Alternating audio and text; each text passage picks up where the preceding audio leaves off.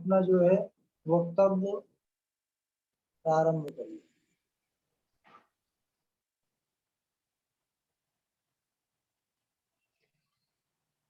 अस्मद् गुरुभ्यो नमः।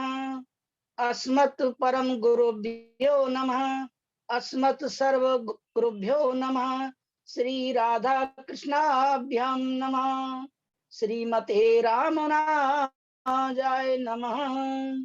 लंबोदरम परम सुंदरम मेघदंतं रक्तांबरनयनं परम पवित्रम उद्यद्दिवाकर निभोजल कांतिकांतम विघ्नेश्वरं सर्वविघ्नहरं नमामि।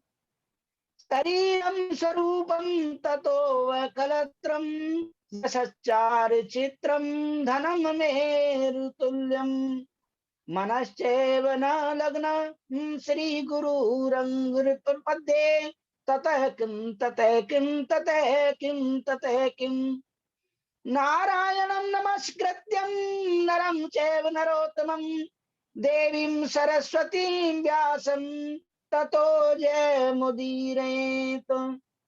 जयत जयत देवो देवकी नंदनोऽयं जयत जयत कृष्णो विष्णु वंश प्रदीप जयत जयत मेघ श्यामल कोमिलांगम जयत जयत पृथ्वी भारनाशो मुकुंद कृष्ण तुदी पद पंकज पंजरांते अद्वैत में विसतु मानस राजहंस प्राण प्रयाण समय कपवात पित्ते कंठावरोधन विदो स्मरणं कुतुस्ते बरहा पीडम नटर नटवर वपु कर्णयो कर्णकारकम विभुद्रम वास कनक कपीसं वैजयंती चमालाम रंध्रान वेणोर धर सुधया पूर्यन गोप वृंदै वृंदारण्यम स्व पद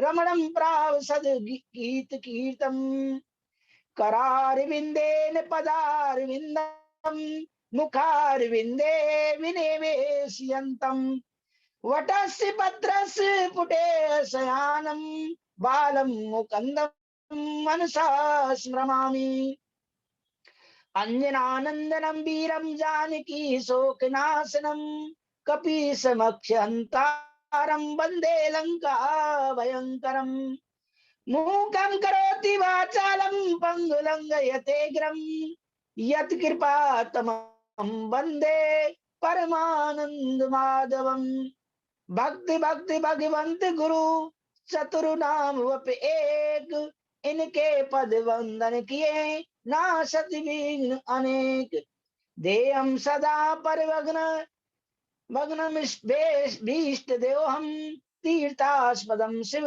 ऋतु शरण्यम भृत्यार्थम प्रणत पाल भवाद पोतम वंदे महापुरुष ते चरणारविंदम त्यक्ता सुदस जसरे राजलक्ष्मी धर्मिष्ठ आर्वचसा यदुगादरण्यम माया मृगम दयत येत्स मनोधावत वंदे महापुरुष ते चरणारविंदम बंसी विभूषित करान वनरीर धावत पीतांबर धरुण बिंब फलाधरोष्टात् पूर्णेन्दु सुंदर मुखार विंदे नेत्रात् कृष्णात् परम किमपि त्वं न जाने अज्ञानतिमिरान्धस्य ज्ञानाञ्जनशलाकया चक्षुरुन्मीलितं येन तस्मै श्री गुरुवे नमः।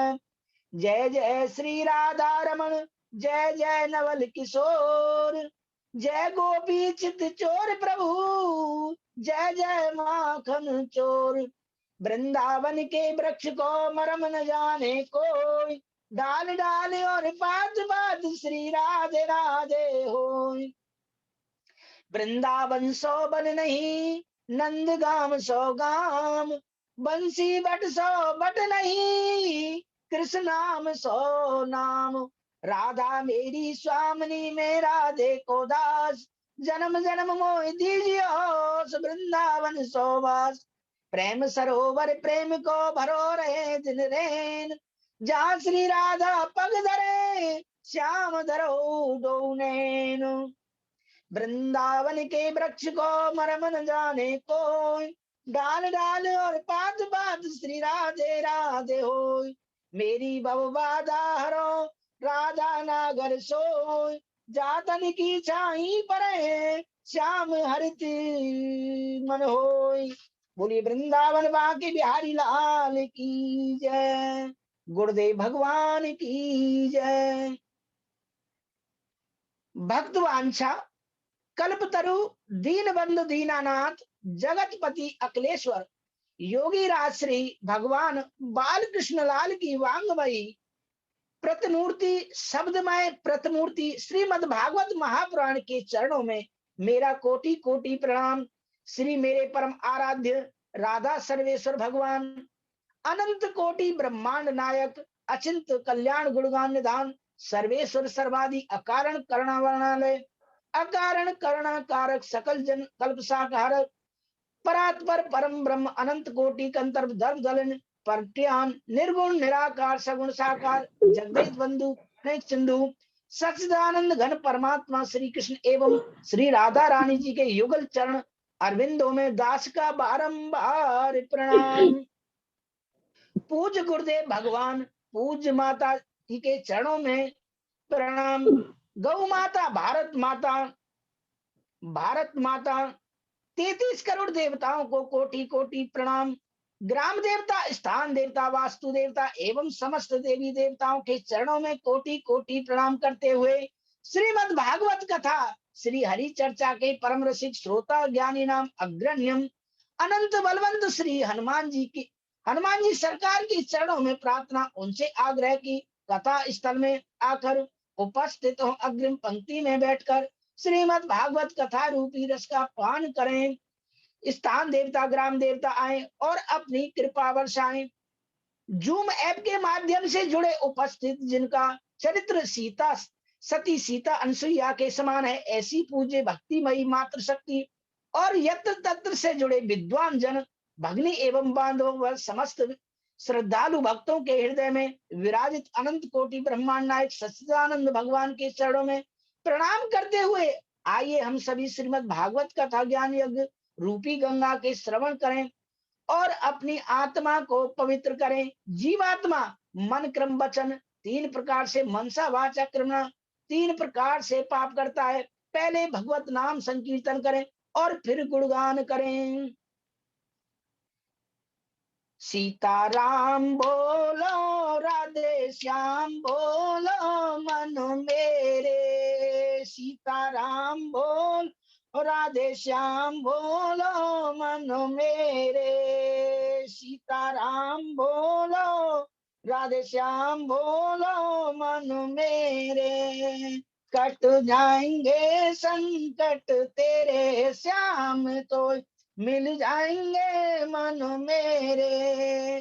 कट जाएंगे संकट तेरे श्याम तो मिल जाएंगे मन मेरे। सीताराम बोलो राधे श्याम बोलो मन मेरे। सीताराम बोलो राधे श्याम बोलो मन मेरे। कट जाएंगे बंधन तेरे श्याम तो ही मिल जाएंगे मन मेरे। कट जाएंगे बंधन तेरे श्याम तो ही मिल जाएंगे मन मेरे। सीताराम बोलो राधे श्याम बोलो मन मेरे। सीताराम बोलो राधे श्याम बोलो मन मेरे। कट जाएंगे संकट तेरे श्याम तो मिल जाएंगे मन मेरे। सीताराम बोलो राधे श्याम बोलो मन मेरे। बोली वृंदावन बांके बिहारी लाल की जय। राधा कृष्ण भगवान की जय। गुरु जी महाराज की जय। सब संतन की जय। सब भक्तन की जय। आज हम जो है भगवान कपिल देव की कथा सुनाने जा रहे हैं, उसे आप सभी श्रवण करें और उसमें कोई त्रुटियां हों उन्हें ध्यान रखते हुए कथा के बाद में हमें अवगत कराएं, जिससे हम आगे उन गलतियों का सुधार करें। श्रीमद् भागवत में मनु शत्रुपा की 3 बेटियों का वंश पहले सुनाया गया। बेटों की बात बाद में की गई। तीनों बेटियों में मझली बेटी देवहूति का विवाह करदम जी के साथ हुआ। करदम जी ने विवाह के समय एक शर्त रखी कि एक संतान होते ही मैं विरक्त हो जाऊंगा, साधु हो जाऊंगा, और देवहूति ने इस शर्त को स्वीकार कर लिया। हर्ष उल्लास पूर्वक विवाह संपन्न हुआ। पुत्री से विदा लेकर माता पिता तो अपनी नगरी को लौट गए, पर शादी होते ही करदम जी समाधि लगाकर बैठे। कई वर्षों तक अखंड समाधि लगी रही। तो देवहूति अपना सारा श्रृंगार उतारकर पति की सेवा में समर्पित बनी रही। कई वर्षों के बाद जब समाधि खुली, करदम जी ने देवहूति को देखा। देवहूति को देखकर करदम जी तो गदगद हो गए। तुष्टो अहम मध्य तब मान विमान दाया, शुश्रूषया परमया परया च भक्तया, यो देना मैं मति सुदेहो, नावेक्षित समुचित क्षिप तुम मदर्थे। करदम जी बोले, हे मानवी, अरे मन पुत्री, हम तेरी सेवा से बड़े प्रसन्न हुए। संसार में व्यक्ति को अपना शरीर सबसे ज्यादा प्यारा लगता है, पर तुमने तो मेरी सेवा के लिए अपने शरीर का भी कोई ध्यान नहीं रखा। देवी बोलो क्या चाहती हैं? देवहूति ने कहा, महाराज आप मेरे पति परमेश्वर हैं, आपका प्रसन्न रखना ही मेरा परम धर्म है। फिर भी आप कुछ देना चाहते हो तो हम सदगृहस्थ बने रहें, हमारी एक संतान होनी चाहिए और मुझे कुछ नहीं चाहिए। करदम जी प्रसन्न हो गए और तुरंत ही हाथ में जल लिया। संकल्प करके जैसे ही जल छोड़ा कि एक अद्भुत विमान बनकर तैयार हो गया। और विमान कैसा है कि जो संकल्प के द्वारा ही चलता है, डीजल पेट्रोल का कोई झंझट नहीं है। काम ना करो कि अमुक स्थान चलो, बस संकल्प से ही चल देता है। विमान उड़कर चल दिया। ऐसा अद्भुत विमान आज तक कोई वैज्ञानिक भी नहीं बना सका, लेकिन एक महात्मा ने संकल्प मात्र से तैयार कर दिया देवहूति को। तो उस विमान में बैठने में घबराहट हुई। शरीर बहुत गंदा हो चुका था, महीनों से ठीक से व्यवस्थित स्नान भी नहीं किया, शरीर पर कोई लेपन नहीं किया। करदम जी समझ गए। करदम जी बोले, जाओ देवी, पहले सरोवर में स्नान करो। जो ही सरोवर की ओर बढ़ी, 1000 कन्याएं सरोवर में प्रकट हो गई, जिन्होंने उपटन लगाकर देवहूति को स्नान करवाकर श्रृंगार किया। अप्सराओं जैसा दिव्य देह चमकने लगा। दोनों दंपति उस विमान में प्रविष्ट हुए। वर्षों तक विषयों को भोग करते हुए कालांतर में 9 बेटियों को जन्म दिया। अब एक दिन करदम जी सोचने लगे। क्या सोचने लगे कि एक अरे करदम, तुम तो फंस गए चक्कर में। शादी के पहले सोच रहे थे कि एक संतान होते ही हम बाबा बनेंगे। आज देखो 9 संतान हो गई, अब कुछ नहीं बिगड़ा है। खिसक लो, नहीं तो दुनियादारी तो बहुत ही बढ़ती चली जाएगी। तुरंत करदम जी खड़े होकर चल दिए। देवहूति ने चरण पकड़ लिए। कहाँ जा रहे हो महाराज? करदम जी बोले, वचन याद कर लो देवी, एक की जगह 9 संतान होगी, अब मैं टिकने वाला नहीं हूँ। देवहूति ने कहा, महाराज ये 9 बेटियां हैं, शादी के बाद सब ये सब ससुराल चली जाएंगी, तो बुढ़ापे में मेरा अवलंब क्या होगा, क्या दशा होगी। करदम जी को तुरंत याद आ गया, अरे मेरे मुझसे बोले थे प्रभु कि करदम तुम विवाह करो तो मैं तुम्हारा बेटा बनूंगा और प्रभु से मेरे बेटे बनेंगे। इसी प्रलोभन में तो मैंने विवाह किया था। साहं श्वासं कलया तुदीरेण महामुने, तब क्षेत्रे देवहूत्यां प्रणश्ये तत्व संहिताम्। ये प्रभु ने मुझे वचन दिया कि मैं तुम्हारा बेटा बनूंगा। भगवान का वचन मिथ्या नहीं हो सकता। भगवान घर में ही यदि बेटा बनकर आने वाले हैं, तो मैं जंगल में जाकर क्या करूं? करदम जी रुक गए, बोले, माँ खिदो राज पुत्री तमात्मान निंदते भगवान तक्षरो गर्भो यमदूता प्रस्ते। मैं तो भूल ही गया था, तू तो साक्षात नारायण की जननी बनने वाली है, बिल्कुल खेद मत कर। करदम जी रुक गए और अब की बार देवहूति गर्भवती हुई तो साक्षात प्रभु गर्भ में पधारे। कालांतर में देवहूति के गर्भ से भगवान कपिल रूप प्राकट्य रूप हुआ। कपिल भगवान के दिव्य दर्शनों के लिए स्वयं विधाता ब्रह्मा जी अपने 9 ऋषि पुत्रों के साथ आए। करदम जी ने स्वागत करते हुए कहा, भगवान बड़ी कृपा की, आपके दर्शन हुए।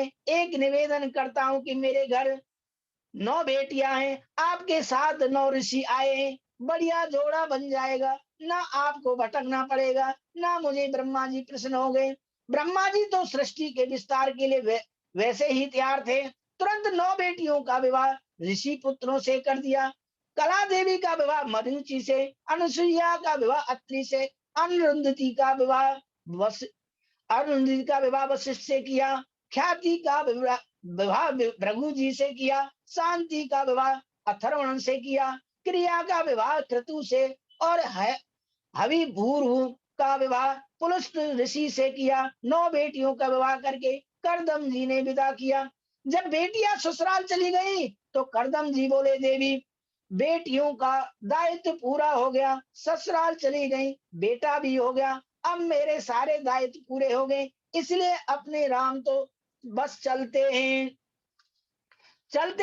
इस तरह से बोले, घर में कितनी भी अनुकूलता हो परंतु चतुर्थ श्रेणी में घर आसक्ति ही छोड़ देनी चाहिए।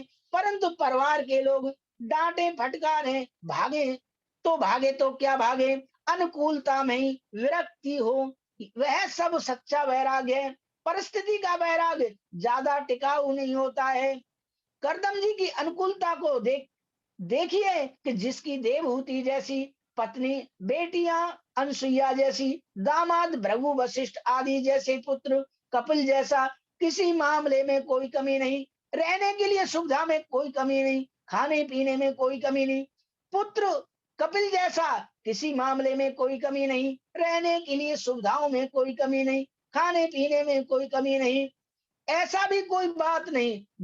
कामद विमान जो कामना करो जहां जाना चाहो वहीं उड़कर चल देता है, सब कुछ है। फिर भी करदम विरक्त होकर चल दिए। अब तो आश्रम में केवल 2 ही सदस्य बचे, माता देवहूति और उनके पुत्र कपिल रह गए।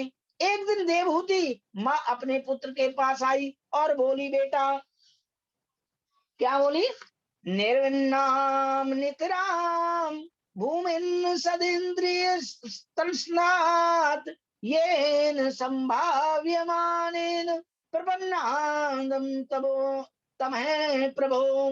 माता देवहूति पूछती कि हे प्रभु, संसार में जितना सुख मैंने भोगा, इतने सुख की कोई स्त्री कल्पना भी नहीं कर सकती है।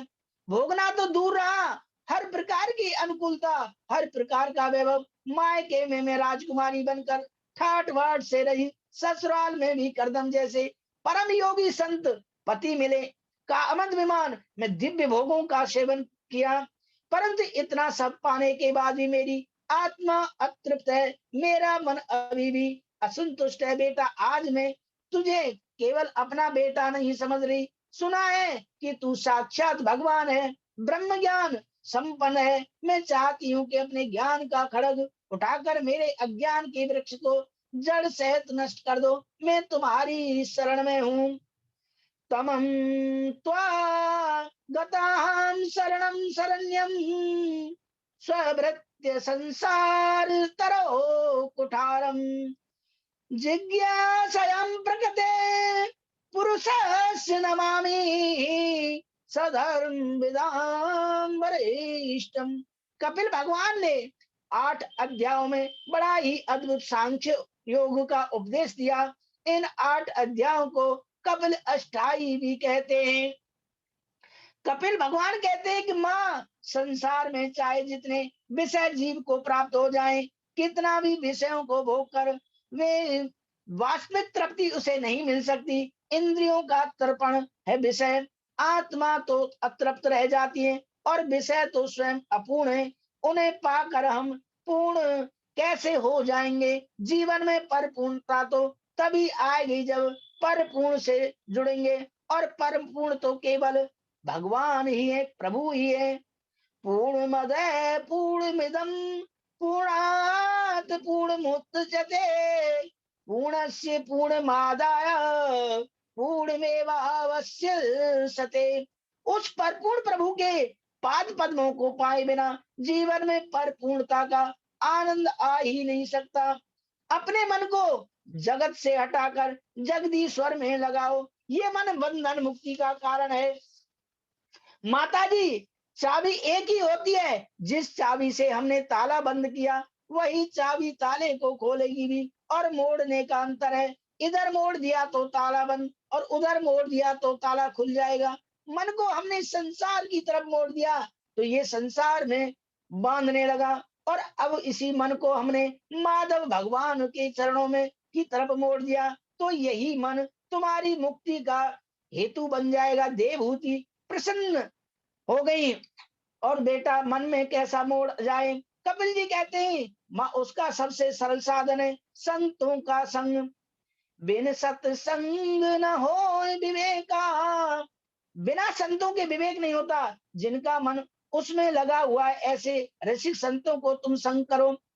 वह भगवान के नाम रूप लीला धाम की महिमा गा गा कर सुना कर तुम्हारे मन को भी उधर ही मोड़ देंगे। अगर बीड़ी पीने वाले के संग में आप रहोगे तो बीड़ी पीना सीख जाओगे। तम्बाकू खाने वाले के साथ आप रहोगे तो तम्बाकू खाना सीख जाओगे। चस्का लग जाएगा। जो बीड़ी पीने वाले लोग होते हैं पहले तो वो खुद पिलाते हैं, और फिर जब वह पूर्ण रूप से पीने लग जाता है तो फिर वह कहते हैं भैया अब एक आध दिन तू भी तो बीड़ी ला कर दिखा, हमने आपको इतने दिन बीड़ी पिलाई। इस तरह से वो चस्का लगा देते हैं। जब ये दुर्व्यसन लोग अपने अपने संग वालों के रसिक हैं तो उनका संग करो, क्या वह तुम्हें उधर नहीं लगाएंगे? देवहूति प्रश्न करती हैं, अच्छा बेटा तो कैसे पता चलेगा ये भगवत रसिक हैं? साधु की पहचान क्या है? किसका संग करें? कपिल भगवान कहते हैं साधुओं के 5 लक्षण हैं। 5 लक्षण हैं साधुओं के। वो कौन कौन से लक्षण हैं? तितिक्षव कारुणु का स्वर्ग सर्वदेही नाम अज्ञात शत्रव शांता साधव साधुभूषण। ये साधुओं के आभूषण है। तितिक्षव है, बड़े सहनशील होते हैं। द्वंद्वों को सहन करना ही तितिक्ष है। माला पहना दो तो बहुत ज्यादा खुश नहीं होते, और धक्का मार कर भगा दो तो वो मुंह लटका कर नहीं बैठते। उनके लिए दोनों बराबर हैं, क्योंकि वह आत्मस्थ हैं, अपने में स्थित हैं, इसीलिए स्वस्थ हैं। हम लोग अस्वस्थ हैं क्योंकि बाहर स्थित हैं, स्वयं में स्थित नहीं है। संत सारे द्वंद्वों को समान रूप से स्वीकार कर लेता है। संत यदि कदाचित जीवन में दुखी होवे तो अपने कारणों से नहीं, अब तो दूसरों को दुखी देखकर दुखी होता है, क्योंकि उसमें करना बहुत होती है कारण का। तीसरी बात, स्वहद सम्मे सर्वदेही नाम। जितने भी देहीदारी हैं सभी को अपना स्वहद मानता है, उसे संसार में कोई दूसरा नजर नहीं आता। इसीलिए अज्ञात शत्रु वह अज्ञात शत्रु होता है। जो सबसे अपने प्यारे का दर्शन करेगा वह अब में बैर करे। किससे करें? ये सारा शरीर हमारा है। इस शरीर में अनेक अंग हैं। आंख है, नाक है, दांत है, जीभ है, अधर है, ओष्ठ है, आदि आदि, और इन सबको मिलाकर हमारा शरीर एक है। ये ज्ञान हमें सहज है कि सारे अंग हमारे। अब इसी शरीर में कभी कभी भोजन करते समय हमारे दांतों से जीभ कट जाती है, तो क्या हम इन्हें अलग अलग मानते हैं? यदि अलग अलग मानते हैं तो दांतों पर क्रोध जरूर आता। क्यों रे दुष्टों, तुम इतने क्रूर हो? 32 मिलकर चारों तरफ से उस कोमल सी जिब्या को घेर के सताते रहते हो। इतना कष्ट उस बेचारी जिब्या को दिया। अब तुम्हें हम देखते हैं हथौड़ा लेकर दो, 4 दांत आज तक किसी ने टपकाए क्या, बताइए? उन्हें दंड क्यों नहीं दिया? अरे भाई, किसी निर्बल पर कोई अत्याचार करे, आप समर्थ हो तो क्या उसे दंड नहीं दोगे? तो बताइए, आप समर्थ हो, दांत तुम्हारे ही अधीन है। यदि उन्होंने जिह्वा को काट दिया तो तुम दांतों को दंड दो, तोड़ दो। क्यों नहीं तोड़े? क्योंकि सभी जानते कि दांत भी तो हमारे ही हैं। अब जिह्वा कट गई, उसका दर्द हो रहा है, दांत तोड़ देंगे যে तो যেরকম বক্তব্য दर्द রাখতে होगा, পারে, दुगना हो जाएगा, কম क्योंकि কম दर्द में সময়ে খুব हमें স্পিডে ही होगा। ये ज्ञान हमें ठीक से, इसीलिए हम খুব दांतों स्पिड को दंड नहीं देते। जिव्याम क्वचित संदस्ति स्वद विस्त देवेन्द्रयाम कतवा कुप्यते यद मंगलेन निहंते क्वचित क्रुध्यते कस्मै पुरुष स्वदे। किस पर क्रोध करें? ये ज्ञान हो जाने से संत अज्ञात शस्त्र हो जाता है, वह किसी से बैर नहीं करता, क्योंकि कपिल भगवान कहते हैं, माँ ऐसे संतों के संग में रहने से कोई हानि नहीं होती है। एक हम आपको दृष्टांत सुनाते हैं। एक पीपांश महाराज जी हुए। एक दिन हुआ क्या, वह जंगल में जा रहे थे और उस जंगल में एक भयानक शेर रहता था, बड़ा खतरनाक शेर। और उस जंगल की तरफ बढ़े जा रहे, गांव वालों ने कहा, महाराज उधर मत जाइए, बड़ा खतरनाक शेर रहता है, वह कई लोगों का भक्षण कर गया है। लेकिन पीपांशु महाराज नहीं मानते, कहते कोई नहीं, सब देखा जाएगा, क्योंकि वो भक्ति में लीन थे, वो किसी को अपना दुश्मन मानते ही नहीं थे। और जब जैसे ही पीपांश महाराज गए, सामने से शेर आया हुआ, दौड़ता हुआ, लेकिन जब नजदीक आया तो वह बिल्कुल छम हो गया और चुपके से उसके कान में कहा शेर से, अरे पिछले जन्म का तू ये पाप भोग रहा है और फिर भी तू ऐसा कर रहा है, तू भगवान का नाम क्यों नहीं लेता? ऐसे उसको कहा। और शेर पूंछ हिला के, कुत्ते की तरह पूंछ हिला के, और वह पीपांशु महाराज के चरणों में बैठ गया। वो पीपांशु महाराज ने उनको भजन नाम गुरु मंत्र दिया और उसको माला पहनाकर शेर दौड़ता हुआ चला गया। उधर गांव वाले लोग देख रहे थे, अरे महाराज ये क्या हुआ? और ऐसे ऐसे चमत्कार हुए। जो साधु होते हैं उन्हें किसी से कोई भय नहीं होता है। सचिंतयेद भगवतश्चरणारविंदम वज्रांकुशध्वज सरोरुहिलांचनाद्यम उत्तुरंत विलंब सन्न खच कबराल ज्योत्नावृ विद्याकारकम।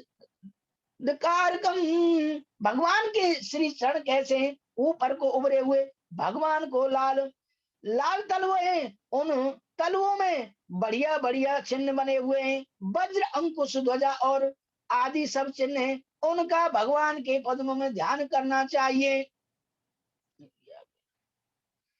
भगवान के पद नख पूर्णिमा के चंद्रमा की तरह चमक रहे हैं, उसमें से प्रकाश निकल रहा है, ज्योत्सना निकल रही है। उन भगवान के पद नख चंद्रिका की ज्योत्सना के साधक के हृदय का सारा अंधकार नष्ट हो जाता है। भगवान के पद नख को चंद्रमा क्यों कहा है? क्योंकि चंद्र में प्रकाश भी होता है और शीतलता भी होती है। भगवान के पद नख को चंद्र का क्यों कहा है? क्योंकि चंद्र से प्रकाश भी होता है और शीतलता भी होती है। भक्त भगवान के पद नख चंद्रिका की ज्योत्सना का ध्यान करेगा तो परम शीतलता भी मिलेगी और अज्ञान का अंधकार भी मिटेगा। पाद तल के ऊपर का भाग जो है वह श्याम स्वरूप है। अब देखिए, भगवान के चरण कमलों में 3 रंग हों, लाल रंग तलवे में श्वेत है नख और ऊपर का भाग है श्याम। साक्षात तीर्थराज प्रयाग प्रकट हो रहा है। प्रभु के चरणों में तीर्थराज प्रयाग में त्रिवेणी है, रक्त कांति, परंतु वह लुप्त है, दृष्टि गोचर नहीं होती है। ऐसे ही हमारे प्रभु खड़े हुए, इसलिए सरस्वती जी को लाल कांति तलवों की है, वह ढकी हुई छुपी हुई है। ये तो भगवान के पाद सेवक जो भक्त हैं वह ही चरणों की सेवा करते हैं, करते उस लाल माँ की कांति का आनंद ले लेते हैं। सबको थोड़े ही मिलती है। प्रभु जो प्रभु के में चमक रही है, जैसे तीर्थराज प्रयाग में गंगा, यमुना भी धारा तो दृष्टि गोचर होती है, पर भगवती सरस्वती लुप्त है, इसलिए इसका नाम त्रिवेणी। माताएं जो केस गूंथती हैं उसे संस्कृत में वेणु कहते हैं, पर अपने देखा होगा कि माताएं जब केस संवारती हैं तो अपने केसों के 3 भाग करती हैं, और 3 भाग करके गूंथना जब प्रारंभ करती हैं तो आपको 2 ही धाराएं नजर आएंगी, तीसरी का पता ही नहीं चलेगा। केस 3 भागों में हैं, इस तरह से बांटे जाते हैं, पर गूंथते समय दिखाई नहीं, तीसरा जो भाग है दिखाई नहीं देता। धारा 3 है पर दिखेंगी 2 ही, तीसरी उसमें लुप्त है। भगवान के ऐसे सुंदर चरण कमलों में चित्त लगाने के बाद फिर एक एक करके ऊपर के अंगों का ध्यान करें, घुटनों को, जंघाओं को, कटी का, नाभि का, हृदय का, हृदय में श्रीवत्स के चिन्ह का, कंठ में कौस्तुभ मणि का, 4 भुजाओं में शंख चक्र गदा वह पद्म का ध्यान करने के पश्चात तब भगवान के मुख कमल का ध्यान करें। भगवान के प्रत्येक अंग प्राय कमल से उपमा दिए जाते हैं। शंका, भगवान के प्रत्येक अंग को प्राय कमल ही उपमा क्यों नहीं दी जाती? समाधान, इसीलिए दी जाती है क्योंकि इस सृष्टि में सब पदार्थ ब्रह्मा जी के ही बनाए हुए, पर कमल ब्रह्मा जी ने नहीं बनाया। ब्रह्मा जी स्वयं कमल से पैदा हुए हैं, तो भगवान के सभी अंगों को उपमा प्राय कमल से ही की जाती है। माता देवहूति प्रश्न करती है, भक्त कितने प्रकार के होते हैं? भगवान बोले, जो भगवान के जो केवल मंदिर की मूर्ति को ही, मूर्ति तक ही सीमित है, वह प्राकृतिक भक्त हैं, साधारण भक्त हैं। पर जितना भगवान का दर्शन मंदिर की मूर्ति में कर रहा है, वैसे ही दर्शन चलते फिरते संतों में भी होने लगे तो वह मध्य कोटि का भगत है। और परंतु प्रत्येक शरीरधारी के अंदर में उसी शक्ति का दर्शन करने लगे तो वह उत्तम कोटि का भक्त है, जो भी शरीरधारियों में उसी को देख रहा है। अहम सर्वेषु भूतेषु भूतात्मवस्थितः सदा तम वज्ञाय माम मर्त्य कृते विडम्बना। कपिल भगवान कहते हैं, मैं समस्त देहधारियों के मध्य विराजमान हूँ। मुझ नारायण की किसी भी प्राणी से द्रोह करने का मतलब मुझ परमात्मा से द्रोह करना है। उसके मन को कैसी शांति मिल सकती है? जो किसी से भी द्रोह कर रहा है, न मन है शांति पृच्छति, वह कभी शांति को प्राप्त नहीं कर पाता। पर एक चौथा भक्त भी बतलाया गया है, जो दिन रात भगवान को स्वयं देखता हुआ प्रभु का चिंतन करता है, उपासना भी खूब करता है, परंतु प्रभु से कभी कुछ मांगता नहीं, वह निष्काम भक्त है। अरे मांगना तो दूर की बात, परमात्मा स्वयं प्रकट होकर कहे कि मेरी प्रसन्नता के लिए भी कुछ मांग ले, तेरी इच्छा यदि लेने की नहीं है तो मेरी तरफ से मेरी इच्छा के लिए तू ले लो, पर वह नहीं लेता। 5 प्रकार की मुक्ति को भी जो ठुकरा देता है, जिसे कुछ नहीं चाहिए, केवल भगवत चरणों का सेवा कर चाहते हैं। कपिल भगवान कहते हैं, बस जो मेरी सेवा के लिए अतिरिक्त मुक्ति को भी ठुकरा दे, वह मेरा सबसे प्यारा भक्त है। उसके समान मुझे जगत में कोई प्यारा नहीं है। ऐसे भक्तों की महिमा में एकादश स्कंद में भगवान उद्धव से कहते हैं, प्यारे उद्धव, तेरे जैसे भक्त मुझे जितने प्यारे लगते हैं उतने तो मेरे कोई भी सगे संबंधी भी नहीं लगते हैं। ब्रह्मा जी और वह आत्मयोनि ब्रह्मा जी भी मुझे उतने प्यारे नहीं लगते। शंकर बाबा इतने मुझे प्यारे नहीं लगते। बड़े भैया बलराम भी मुझे इतने प्यारे नहीं लगते। फिर भगवान कहते हैं कि मेरी अर्धांगिनी लक्ष्मी भी मुझे उतनी प्यारी नहीं लगती। और अंत में कहते हैं ना, मुझे अपना ये कृष्ण रूप इतना प्रिय लगता जितना कि तुम जैसे प्यारे भक्त मुझे प्रिय लगते हैं। इतनी प्रशंसा की प्रभु ने भक्तों की। ये 11वें स्कंद में, एकादश स्कंद में भगवान श्री कृष्ण उद्धव जी से कहते हैं। एक यहाँ दृष्टांत है। नामदेव जी महाराज तो ठाकुर जी से बातें करते थे, तो नामदेव जी ने शिकायत की प्रभु से, आप बड़े, अब आप बड़े भारी भक्त वत्सल कहलाते हो, पर हम तो देखते हैं कि आप भक्त बड़े, आपके जो भक्त बड़े परेशान हैं। भगवान बोले कौन है? नामदेव बोले देखो, आपके ही अनन्य भक्त राका और बांका दोनों पति पत्नी हैं, बड़े अकंचन हैं। बेचारे जंगल में दिन भर लकड़ी काटते हैं, फिर बाजार में बेचते हैं, उससे जो धन मिलता है तब वो सामान खरीदते हैं और घर में चूल्हा जलाते हैं, जलता है, और जो बनता है उसका फिर आपको भोग लगाते हैं, उसी को आपकी सेवा करते हैं। पर एक दिन लकड़ी काटने ना जाए तो फिर भूखा सोना पड़ता है। प्रभु, आप